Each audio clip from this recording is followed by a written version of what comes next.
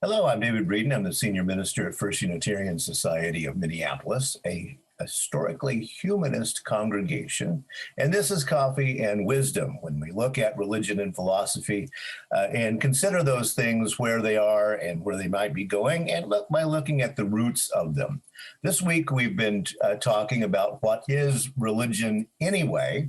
And so far this week, Monday, we talked about religion as a contested category. That is, that many scholars nowadays say that the term religion, as to create something that you can put in a drawer or a box or in a field of study, is actually completely a myth. And it's also a dangerous myth because it's been used to denigrate other religious traditions.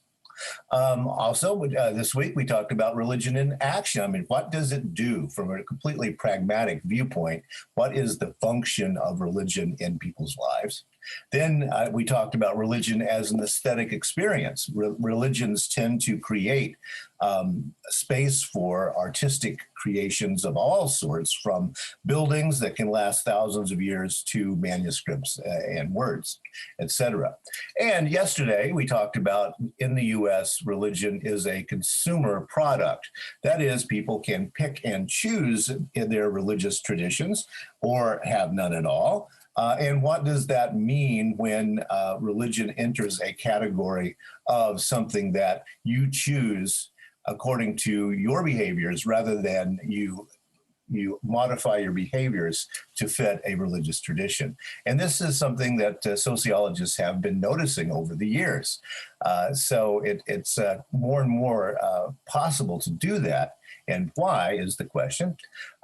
Yesterday, I talked a little bit about a made-up religion, Sheilaism. This comes from a book called Habits of the Heart, Individualism and Commitment in American Life by Robert Bellah and other sociologists. It's a very serious study. It came out in 1985, so a while back, but it has been reissued with some updates, etc. Now, Sheila was not her name, but this is the actual words of a person who, when asked about her religion, answered this: "I believe in God. I'm not a religious fanatic. I can't remember the last time I went to church. My faith has carried me a long way. It's Sheilaism, just my own little voice. It's just try to love yourself and be gentle with yourself. You know, I guess take care of each other. I think he would want us to take care of each other." And that is Sheilaism. And notice that it is very subjective, completely subjective, actually. And she even knows that, but she plugs in some cultural standards, such as they're a God, not being a fanatic, but also she doesn't go to church, and she thinks probably the most important thing about her religion is her own well-being, not the well-being of others. So that is the idea that they were talking about, and they were tracing how it comes more and more to the fore in the United States as the traditional denominations begin to collapse, which they have been doing since the Second World War. So what do we need in order for religion to survive would be my question. And by that, I mean traditional religion, or probably I should say organized religion, because I'm, as a humanist, not a great believer in tradition. So organized religion, what does it need to survive? Some of you may have seen a television show called The Good Place. It's a funny little show about heaven and hell and that kind of thing. One of the things that comes up on that show that has become a bit of a cultural meme out there is the scoreboard of people as they live their lives. If we really kept score about you get this many points for this good action, you get this many points off for this bad action, and it has to be plus something in order to go to the good place and minus something in order to go to the bad place. Okay, it's a very fascinating show. It's very humanist in the way that it's imagining things. This is just a screenshot. So in slavery, you get a whole bunch of points. fail to disclose camel illness when selling a camel, you get some points off. And there's all kinds of stuff on here. And actually, in the actual show, there were several screens of this. Remembering your sister's birthday gets you 15.2 points, but stealing copper wiring from a decommissioned military base is minus 16 points. And so you go through your life doing this, ruin an opera by boorish behavior, minus 90.9. But if you maintain your composure in line at a water park in Houston, you get plus 61.14. Now, not spoiler alert, the whole point of this is to talk about the fact that in modern life, we are so interconnected with so many things that we can hardly make any move that's not going to lead to some kind of minus. Buying something in plastic, driving across the country, taking an airplane. Everything has, in this interconnected understanding, a minus or a plus, and usually more minuses as a matter of fact. So a very good point to be making is the interconnection of everything. So if that's the truth, not obviously really, but as a metaphor anyway, how do we reintegrate religion into everyday life? Because that's the argument that this point system is actually making, is that every action, every day is connected to a moral truth out there. All right, so how do we reintegrate religion into everyday life? And this is not a new concept. As religion was separated out and put on the shelf, as I was discussing, some theorists already in the early 20th century were saying, you know, that's not a good idea. You can't really do that. You can't not take your moral commitments into the world when you act. So in the first Humanist Manifesto of 1933, when the humanists were laying out ideas for what this new religious humanism would look like, the seventh point goes like this. Religion consists of those actions, purposes, and experiences which are humanly significant. Nothing human is alien to the religious being the category, not a person. Nothing human is alien to the religious. It includes labor, art, science, philosophy, love, friendship, recreation, all that is in its degree expressive of intelligently satisfying human living.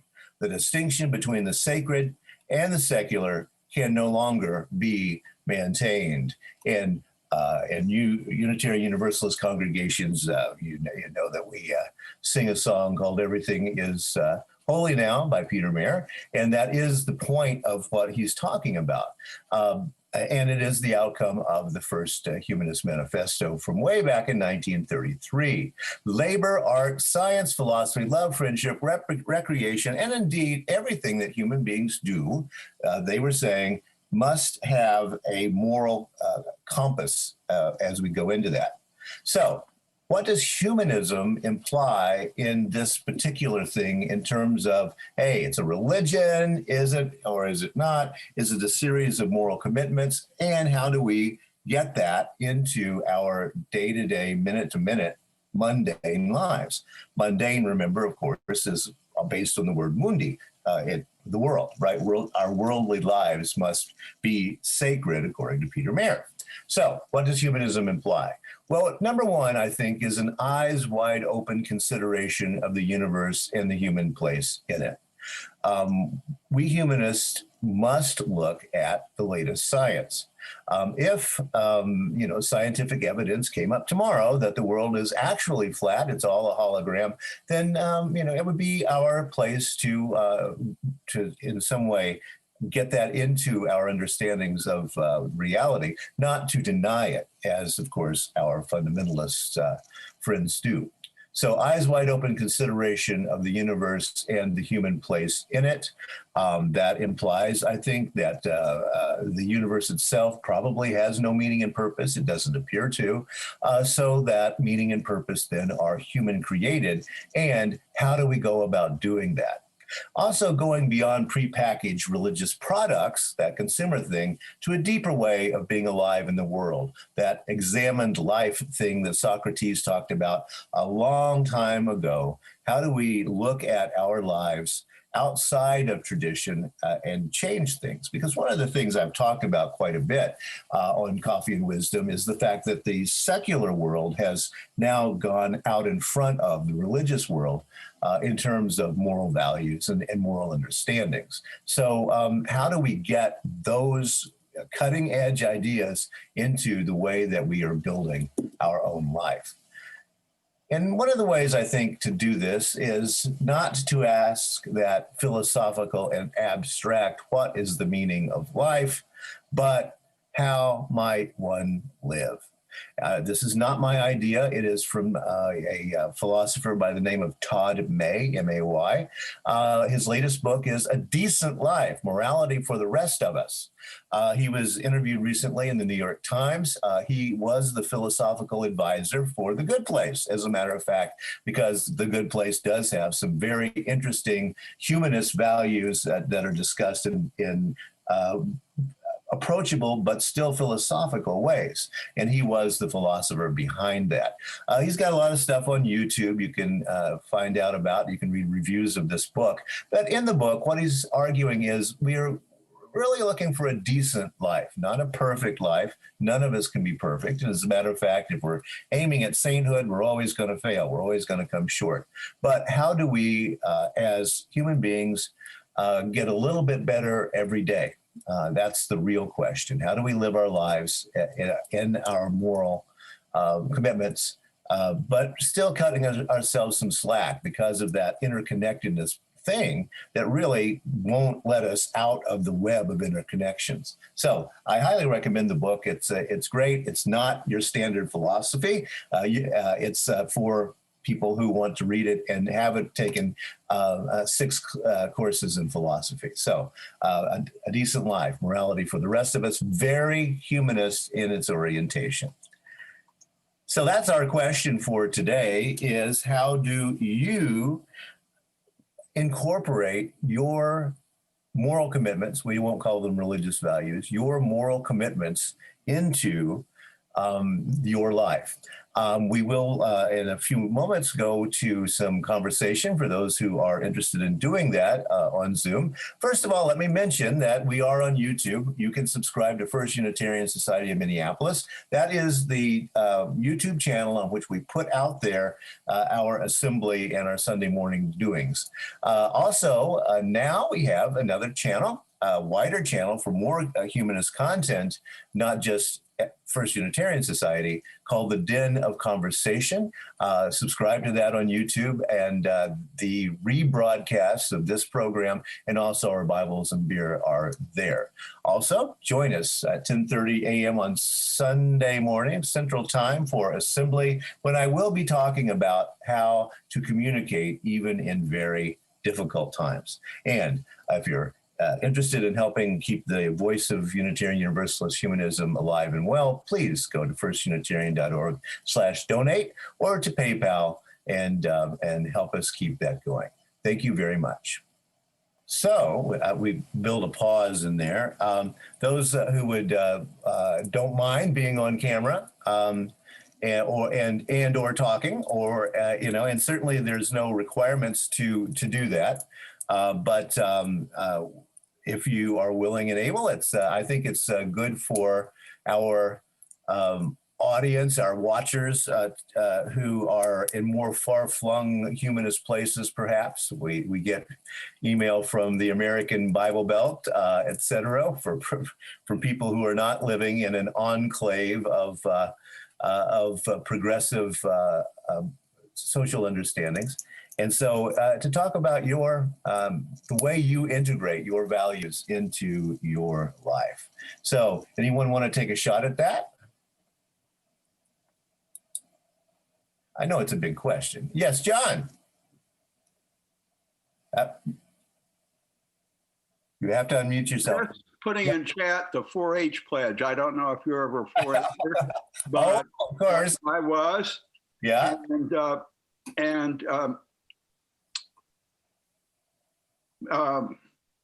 Better and okay, they've added the world to it, so the last thing will be "and the world" in this, but it's all in terms of better, okay, clearer, greater, larger, better. Uh-huh. And myself, my club, and my country when I was in it, and now the world has been added to it. Okay, the 4-H pledge. All right. Well, This was tended to be rural people. I was in an ag club. I lived in a small town, so my only ag project was a garden. But others had calves or hogs or whatever that they were doing, and we would take tours around to see the projects.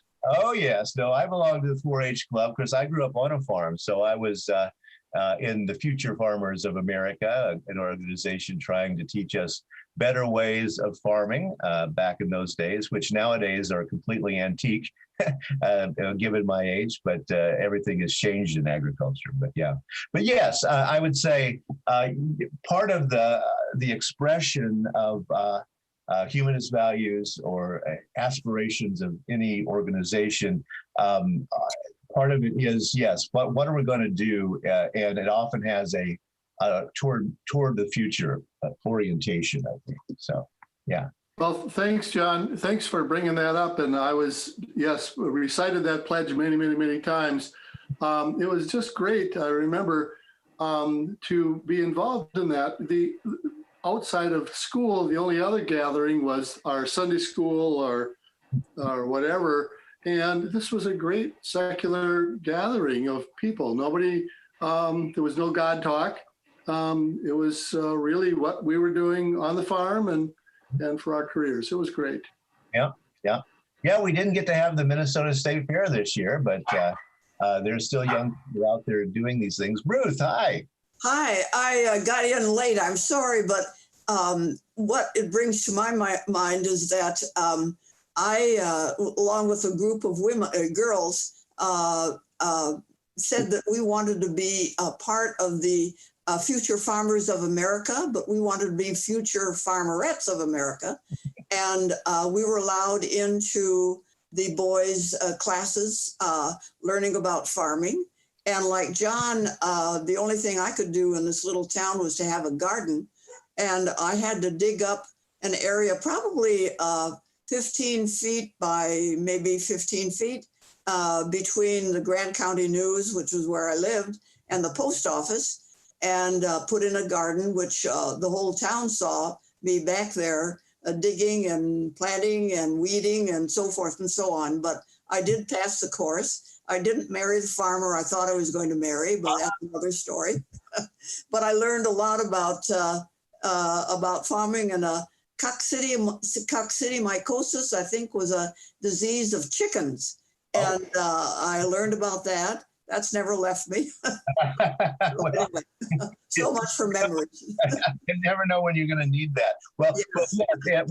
You actually were in a very progressive school. In my southern Midwest, down by the Mississippi River and the Ohio rivers, the girls went into home ec back in my day. I don't know what they're doing nowadays, but there was a very didn't have home ec. there was a very strict gender difference in my hometown, shall we say. That's one reason I don't live there anymore. So yes, the question is integrating your humanist values into your day-to-day life. We have seen this in American politics, of course. The question of, we know that the Supreme Court nominee at present has a very particular religious tradition. The assumption is that that will have a great deal of effect on how she goes about her service on the Supreme Court. So that's one way of doing it. How do you do it? So. Any other? Yes, Dane. I was inspired by John's 4-H thing. It's a good way to think about it. And I thought of the Boy Scout oath. I was never a Boy Scout, actually. Jehovah's Witnesses thought they were too militaristic. but my son, but I had my son involved in it, all the exhortations to be reverent and kind to animals, even as I recall, thrifty, reverent, etc. But I really think that the essence for me is distilled in, actually, remember the old book about everything I needed to know I learned in kindergarten. I was teaching preschool for Unitarian kids, and it got it down to 6 words. It was open minds, loving hearts, and helping hands. And for me, each person brings, I think, what they can do to those 6 words. And for me, I've always been fascinated by politics and public policy. And for me, the policy is more important than the political game. It's what can we do to make sure that all the rules and laws and the structures that we have in our community are doing those things. And I think Paul Wellstone summed it up best when he talked about improving people's lives. Mm-hmm. So that's my thing. I try to do what I can to change public policy in this community, in the state, and in the world. Yeah. Well, as you know, I'm a great admirer of the Ibram Kendi book, How to Be an Anti-Racist, because he says, don't worry about am I not a racist? And the thing is, be an anti-racist, which means change policy. Stop talking about differences and and all history. Forget that. Policy. Focus on policy. That is the only way that we can change things, and that's how to be a racist. Martin Luther King said very similar things too. That it was not just about policy, but implementation. He loved that word, implementation. Implementation, absolutely. Yes, Kim. Let's see if I can remember it after 50 years. It was thrifty, brave, clean, loyal. All right. And reverent, something like that. Uh-huh. Yeah. Well, good on you for remembering it. Have you always kept that pledge? And how's your point system if you were on the Good Place TV? I have tried. But then there's also the factor of feeling guilty when I don't. So there's that we have to contend with too, I think. Yeah. Well, there is that. Yes. John, who are you showing there on your coffee cup? I am showing Edward Levy, who was president of the University of Chicago. Before that, a professor in the law school, son of a rabbi. And when Gerald Ford came in as president, and he wanted to clean up things in the Department of Justice, he brought in Edward Levy as the Attorney General. And the last Republican who was appointed as a liberal on the Supreme Court was Justice Stevens, both of them graduates of the University of Chicago. And that was Ford's only appointment to the court. All right, so I brought this particularly with David and the University of Chicago in mind.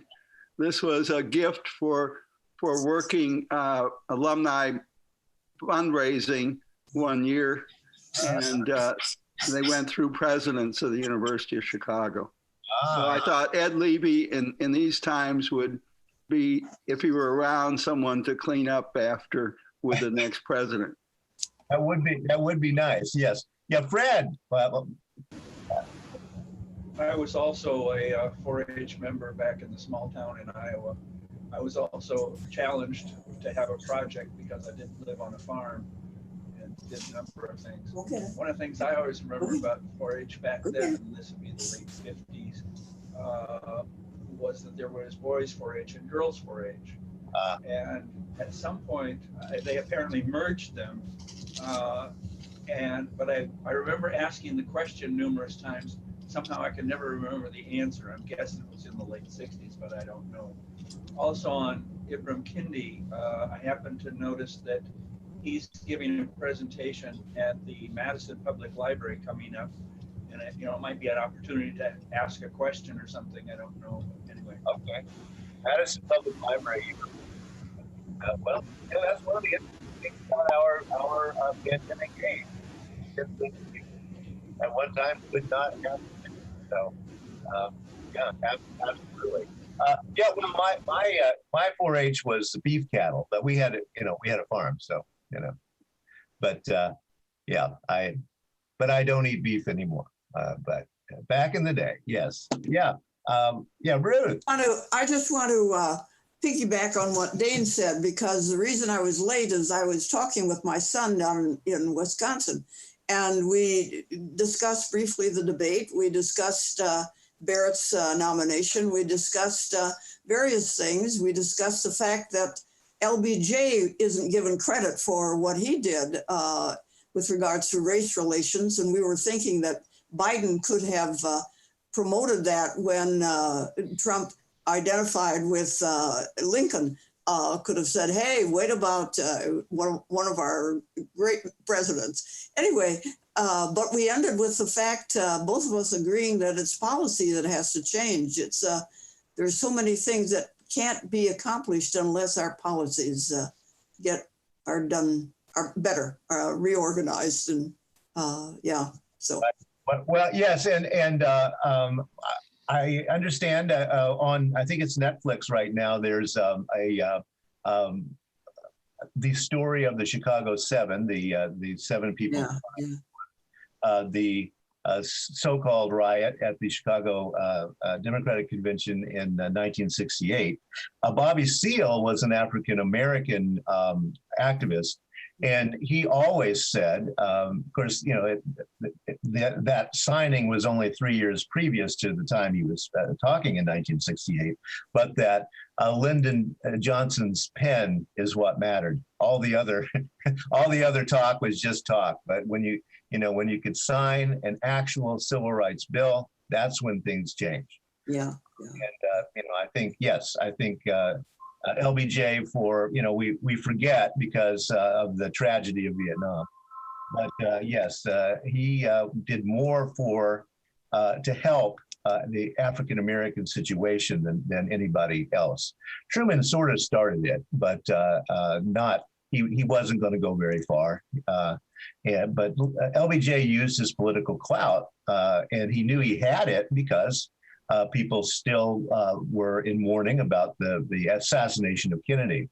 And so he used that political leverage to great effect, I think. And as Bobby Seale said, he actually changed something. He didn't just talk about it. So yes, I would agree. I think, that Kendi is really onto something. Policy is still what we've got to do. And, when we talk about taking our morals and our values into the polling place, that's probably our number one concern, is we understand that policy is where it happens, and the slow, unfortunately, right, the slow making of the sausage of policy, which is very it's slow, it's tedious, but it's actually how things change later. So, right. So, yeah. Any other reflections about values in your life? Here we are in an election cycle. I'm going to talk about that on Sunday as well. I've been thinking a lot about that in terms of the divide in the country that it seems to be unbridgeable at this point. And of course, we know that there are some people and programs out there trying to fix that. But we also know that democracy can't work as long as both sides think the other one is evil, right? And that's not in the representative democracy that we have in this country, that can't work. We've heard some politicians saying that they do want to start reaching across the aisle, as they say, but we aren't seeing it at the moment, and it is probably the only way forward for us. I'm going to go back to talk about Theodore Adorno and Max Horkheimer, a couple of philosophers who'd escaped the Nazis back in the 1940s, and what they were seeing as a very dangerous turn in the Western democracies, predicting exactly what happened, right? Yes, Frank. Oh, yep, you're muted. Yep. I wanted to add that I also was in 4-H, and I did raise a lamb one year and got a white ribbon at the county fair. Ah. So much for lamb raising.